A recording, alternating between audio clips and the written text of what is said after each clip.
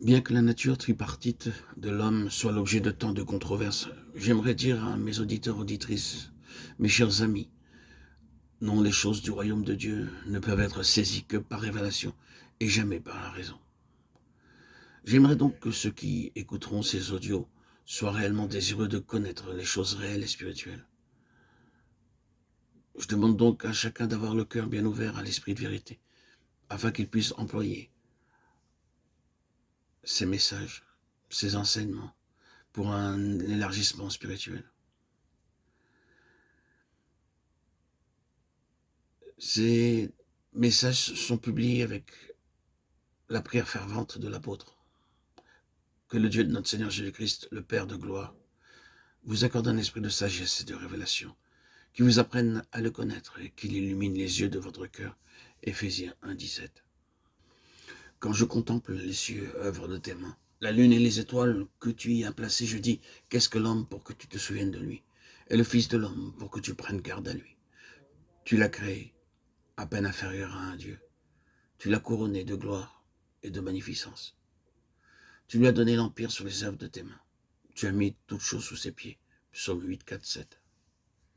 En effet, ce n'est pas à des anges qu'il a soumis le monde à venir dont nous parlons, mais quelqu'un a rendu quelque part ce témoignage. Qu'est-ce que l'homme pour que tu te souviennes de lui, ou le Fils de l'homme pour que tu en prennes soin? Tu l'as fait pour un peu de temps inférieur aux anges. Tu l'as couronné de gloire et d'honneur. Tu as mis toutes choses sous ses pieds. En lui soumettant ainsi toutes choses, Dieu n'a rien laissé qui ne lui fût soumis. Cependant, nous ne voyons pas encore que toutes choses lui soient soumises. Hébreux 2, 5, 8. Cette méditation et cette contemplation nocturne du psalmiste qui l'ont amené à poser cette question et à y répondre en plaçant l'homme au centre de l'univers ont relié tous les âges, sont remontés jusqu'au conseil éternel de Dieu avant que le monde fût, et sont allés jusqu'à la consommation de ces conseils, dans la terre habitée à venir et au-delà de cette terre.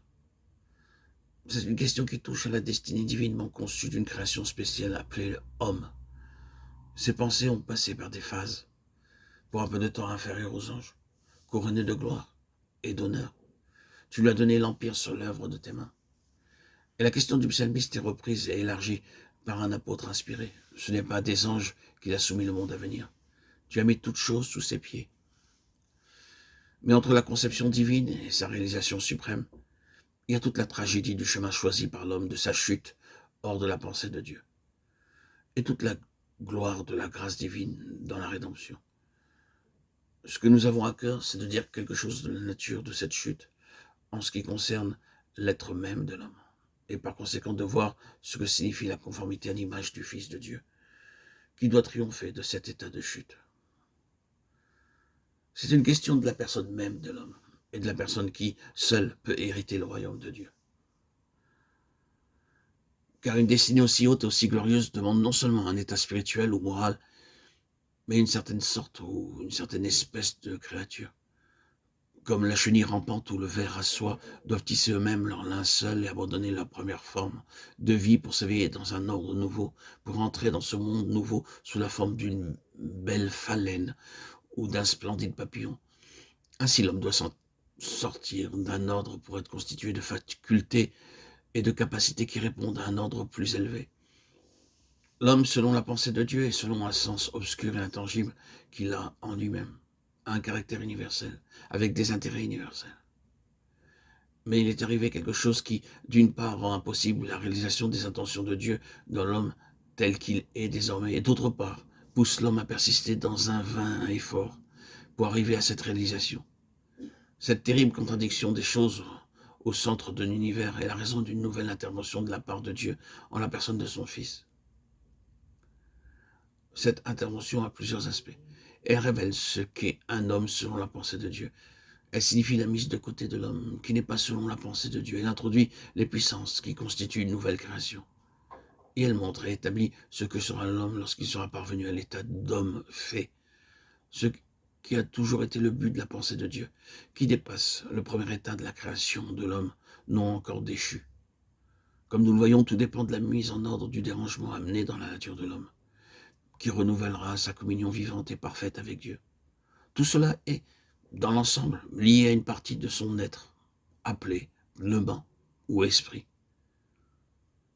Et c'est ici que nous recevons la véritable lumière,